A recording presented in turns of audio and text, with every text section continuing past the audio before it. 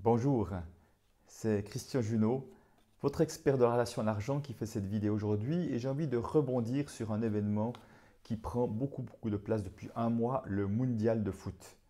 Et j'avais envie de m'interroger sur différents aspects de ce grand événement.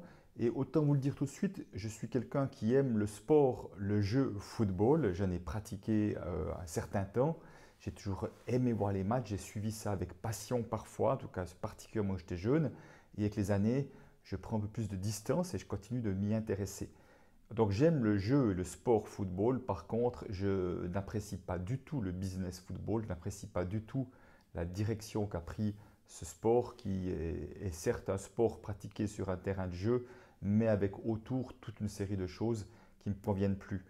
Et en même temps, quand je vois les sommes en jeu, je vois tout ce qui se joue, je me dis, mais le football est un parfait reflet de notre monde parce que les sommes en jeu sont juste à l'image de ce qu'on peut voir dans des grandes multinationales, qu'on peut voir dans notre société où certains gagnent énormément d'argent sans forcément faire des choses si extraordinaires que ça, sans apporter quelque chose au monde de si extraordinaire qui mérite cet argent-là. Or, je n'en veux à pas une seconde aux joueurs de foot de gagner autant d'argent que ça, parce qu'ils en gagnent autant, ça veut dire qu'ils s'en gagnent beaucoup plus autour du terrain de foot et qu'ils sont juste en train de prendre une part. Après, on peut bien sûr remettre en cause tout le système, moi le premier, mais ils font juste partie de ce système-là. Simplement, voilà, j'avais envie de revenir sur cet événement qu'on appelle le mondial de foot pour plusieurs raisons. Là, aujourd'hui, je fais cette vidéo. Nous sommes à la veille de la finale pour la troisième place entre la Belgique et la France. Demain, la Belgique, oh là là, la Belgique et l'Angleterre. Et demain, la finale Croatie-France. Et donc, il y a eu déjà pratiquement tout le mondial qui s'est déroulé.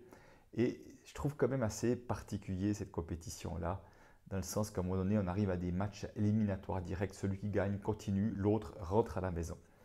Et en fait, je me dis, mais chaque fois qu'il y a un match comme celui-ci, il y a un pays qui saute de joie et puis il y en a un qui est triste. Ou la population d'un pays, une grande partie de la population qui saute de joie, qui va dans les rues, qui klaxonne, qui fait la fête, qui hurle, etc.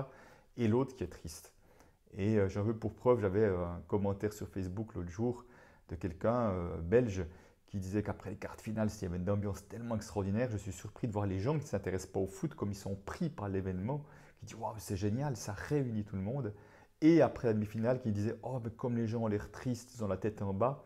Donc vous voyez, on peut être euphorique un jour et 3 jours après la tête en bas. Donc vous voyez, ce qui est particulier, c'est que effectivement, il y a comme un truc binaire. Il y a ceux qui vont se réjouir et puis il y a ceux qui vont être déçus, qui vont être tristes. Et puis il y en a toujours moins, puis à la fin, il n'y en a plus qu'un qui est content. Donc, assez étonnant comme ça, en disant, mais en quoi ça contribue à un monde meilleur, un événement comme celui-ci? À quoi ça contribue à rapprocher les gens? Alors certes, on est tous, il y a beaucoup des centaines de millions, des milliards de personnes qui regardent le ballon et qui vont être divertis par ça. Et je me dis, mais tiens, est-ce que nous ne serions pas revenus au temps des pains et du jeu?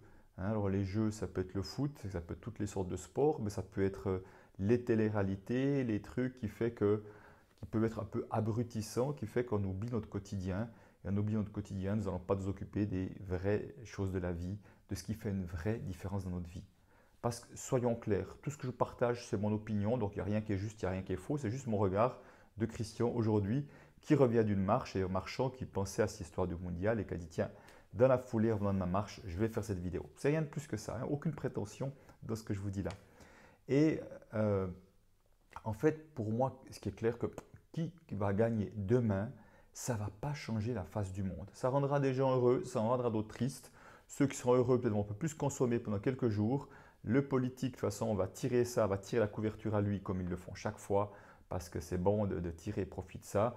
Et peut-être ça fera passer deux, trois lois, allez savoir, dans l'euphorie du moment. Mais ça ne va pas changer la face du monde.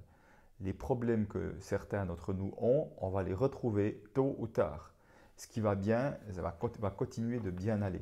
Par contre, ce qui me semble être le seul et unique vainqueur d'un mondial de foot, ce n'est pas l'équipe qui va gagner, même si elle va avoir son nom, même si elle va avoir une petite étoile sur le maillot, et que ça sera des grands moments pour les joueurs, ça j'en doute pas, et chapeau et tant mieux pour eux.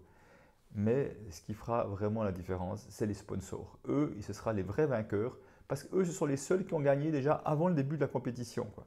Ils savent déjà que ça s'appelle, je ne vais pas citer les grandes marques, parce que je ne les connais pas et qu'on va consommer un peu plus de boissons gazeuses ci, un peu plus de fast-food machin, un peu plus de voitures ou de cartes de crédit. Ce sont eux les gagnants, les grands gagnants. Quoi qu'il arrive, ils n'ont même pas besoin de se battre sur le terrain de foot pour être les grands gagnants. Donc voilà quelques interrogations. Et j'ai envie d'aller un peu plus loin parce que moi-même, comme je dis, je regarde des fois je regarde les matchs. Je n'ai pas regardé beaucoup cette fois, mais j'en ai regardé quelques-uns. Et pour ne pas vous cacher, quand la Suisse a marqué ses goals contre la Serbie, j'étais le premier à avoir hurlé derrière mon écran d'ordinateur.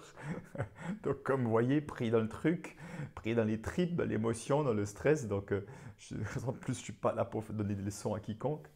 Et j'étais en France, à Paris, quand la France a joué contre l'Uruguay. Ils ont gagné 2-0. Il y a deux choses qui m'ont frappé, pour ne pas dire choqué. Donc si ça choque, c'est que ça parle de partie de moi, bien sûr. La première, c'est qu'on voyait deux fois, on a vu sur l'écran, du grand écran, on voyait un petit enfant uruguayen pleurer. Et il y avait le bar où j'étais était bourré de chez bourré, et puis il y a des gens qui commençaient enfin, à râler, enfin, à siffler cet enfant qui pleurait. Puis je me disais, mais waouh, quel manque d'empathie, quoi. C'est incroyable. Imaginez que la France perdrait à ce moment-là et qu'on verrait un enfant avec le maillot français pleurer, ils auraient sûrement eu la larme à l'œil, quoi. Et là, c'était alors pas tout le monde, hein, heureusement, mais un certain nombre, c'est des cris les deux fois. Je me disais, incroyable que quand on puisse voir un match de foot, tout à coup, on est coupé de son humanité. Donc ça parle aussi, si je voyais ça de manière détachée, je dis ok, pas de problème, mais comme je voyais que ça m'a touché, que ça m'a même agacé, inévitablement, ça fait miroir sur cette partie de moi qui peut être inhumaine également à certains moments. Et à la fin du match, tout à coup, il y a un groupe de personnes qui ont commencé à chanter la Marseillaise, aux armes citoyens, apprenez au bataillon, je ne sais plus quoi. Et là aussi, je les regardais, je me disais choqué aussi, je dis mais purée, ces mecs-là, est-ce qu'ils se rendent compte de ce qu'ils chantent, quoi? Aux armes citoyens, quoi. Alors bon, après, toutes les hymnes nationales n'ont pas des paroles pareilles, mais je trouvais ça encore une fois choquant. Et là, vraiment, encore une fois, donc ça parle d'une partie de moi, parce que je profite de ça pour faire des effets miroirs. Et je me disais, bon, ben, qu'est-ce que serait quoi le jugement que j'aurais envie de leur balancer dessus? Ben, qu'ils sont juste inconscients de ce qu'ils font, quoi. Donc, ça révèle aussi ma partie de moi inconsciente qui, à plein de moments, fait les choses d'une manière qui manque de conscience. Et après, si je vais un peu plus loin au niveau du terrain de foot, de ce qui se passe sur le terrain, et j'ai regardé les choses qui pouvaient ou m'agacer ou être observateur de ce qui agaçait les autres. Alors, je vois en tout cas moi ce qui vient me chercher, c'est les joueurs qui simulent des blessures, d'avoir reçu des coups, tous les trucs pour perdre du temps. Et vraiment, je vois alors les jugements que j'ai, ce sont encore une fois que des jugements, des tricheurs, des manipulateurs. J'avais envie de dire qu'ils font la comédie, mais je n'ai pas envie de dire ça parce que ça me paraît extrêmement injurieux pour les comédiens professionnels qui font un métier. Donc ce sont de piètres comédiens, j'ai envie de dire, mais plutôt des tricheurs et les manipulateurs. Ok, Christian, est-ce que toi parfois tu ne serais pas tricheur ou manipulateur? Et à coup sûr oui, parce que qui c'est que nous manipulons en premier? C'est nous-mêmes. Que nous trichons avec nous-mêmes, nous manipulons nous-mêmes en nous faisant croire des choses. Et moi le premier, combien d'années j'étais à la banque et je me manipulais pour me faire croire que tout allait bien et puis que ci ou ça, alors que ça n'allait pas, alors que je n'en pouvais plus, mais je ne voulais pas le voir. Donc, nous sommes déjà les champions, à mon avis. Je dis nous, enfin, j'ose inclure beaucoup de monde. J'espère que vous ne serez pas choqués. Les champions de la manipulation, on a commencé par soi-même. En tout cas, je peux vraiment parler de moi. Je peux vraiment le voir que je sais me manipuler, me raconter des histoires pour ne pas voir un certain nombre de choses parfois. Donc, manipulation, tricheur, c'est très proche. Et puis, peut-être pour terminer cette vidéo, je trouve intéressant, c'est le rôle de l'arbitre. Parce que déjà, quand j'étais jeune, j'allais voir beaucoup de matchs de foot et j'étais toujours choqué de voir comme certaines personnes pouvaient hurler sur les arbitres et des gens, j'ai envie de dire bien sous tous les apports, hein, le chirurgien de la ville, celui-ci, l'avocat, enfin, dans les tribunes VIP, qui se levaient et puis qui hurlaient sur l'arbitre. Je dis waouh! Et là, effectivement, on voit à quel point les ombres des uns et des autres, les ombres des joueurs d'ailleurs aussi, on le voit bien, mais les ombres des spectateurs peuvent sortir. Alors qu'est-ce qui se passe avec l'arbitre? En fait, je me suis rendu compte que l'arbitre était le représentant du pouvoir. Hein, il a le pouvoir en sifflant de décider faute, pas faute, but, pas but. Donc il a une grande responsabilité, comme tout ce qui va avec le pouvoir, il y a une responsabilité derrière de l'impact que ça a. Alors, si encore une fois, au niveau du football, j'ai envie de dire, ça peut être un impact économique pour le gagnant ou pour le perdant, mais qu'ici, faux ou juste, il y aura des déceptions, des gens vont gueuler, mais ça ne va pas changer la face du monde. Ça ne va pas créer des morts en principe, hein, ni des maladies graves. Donc ça me paraît on leur donne, ils ont un rôle très ingrat et en même temps, j'ai envie de dire un rôle qui ne devrait pas être ingrat parce que j'ai envie de dire un rôle pour quelque chose que je qualifierais de mineur, mais encore une fois, ce n'est que ma perception. Donc, simplement, ce que je vois, c'est que l'arbitre représente le pouvoir. Donc, en fonction du lien que nous avons vis-à-vis du pouvoir, nous aurons des réactions qui vont être ce qu'elles sont. Hein. Encore une fois, elles sont ce qu'elles sont. Et moi, le premier, ça m'arrivait de crier sur l'arbitre. Donc, je peux vraiment le voir aussi, même si globalement, je suis quelqu'un qui ne prend pas simplement de recul, mais ça m'arrive aussi de le faire. Donc, nous pouvons, des fois, il y a des personnes qui vont crier sur l'arbitre parce qu'ils ne supportent pas le pouvoir. Et tout ce qui représente le pouvoir, qui peut être le policier, qui peut être l'arbitre de foot, qui peut être les institutions, l'État, les impôts, je ne sais pas quoi, il y aura une sorte de rejet, il y aura une sorte d'allergie au pouvoir, ce qui fait que quand quelqu'un va crier sur l'arbitre, il est en train de crier sur sa blessure en lien avec le pouvoir, avec l'autorité, peut-être avec des situations où des personnes ont pris autorité sur lui, ont pris du pouvoir sur lui, enfants ou autres, souvent les parents, les enseignants, ou je ne sais pas qui, ou des personnes qui ont abusé de ce pouvoir-là. Et c'est ça qui se rejoue à ce moment-là. Et les pauvres arbitres sont juste là comme un miroir de ce qui n'a pas été réglé par les personnes et qui sont en train de leur crier dessus. Donc voilà, ça me permet aussi de voir quand moi-même je suis comment dire ça, en contestation, je suis comment dire ça, répulsé, je ne sais pas quoi, par une décision, ça vient juste réveiller quelque chose. Et une des grandes blessures qui est réveillée également avec le football, c'est la blessure d'injustice. Hein, combien de fois on va voir, ah c'est injuste, ils ont perdu, ils ont mieux joué, ils ne méritaient pas ça, puis ils méritaient un carton jaune, ou je ne sais pas, toutes les histoires qui vont se raconter. Et plus notre blessure d'injustice est encore criante et encore ouverte, plus il peut y avoir effectivement, encore une fois, des réactions qui ne sont pas proportionnées par rapport aux enjeux, mais qui sont bien réelles quand même. Donc tout ça pour vous dire que derrière tout ça, le football a aussi le mérite de nous faire voir des parties de nous, de nous faire voir là où nous en sommes de toutes les parties de nous que nous avons accueillies ou pas.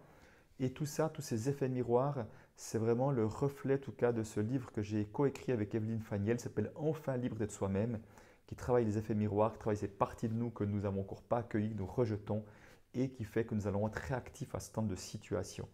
Donc, dans ce sens-là, vu comme cela, je pourrais dire merci le mondial. Si c'était bien utilisé par un maximum de personnes, le mondial serait une occasion de guérir des parties de soi.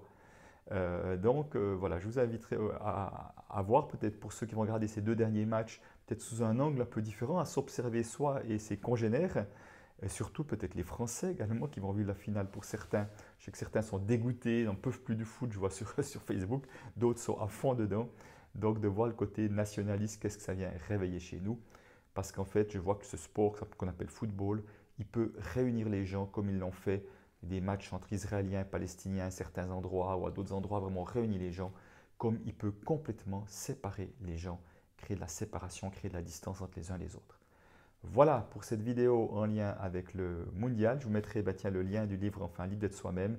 Une belle lecture d'été, je trouve. C'est un livre que j'aime beaucoup parce qu'il y a vraiment plein de clés pour apprendre à se découvrir, comme le foot m'aide encore à me découvrir et toutes circonstances de vie d'ailleurs. Allez, je vous souhaite le meilleur, que vous soyez passionné de foot ou pas, et à une prochaine vidéo. Allez, ciao!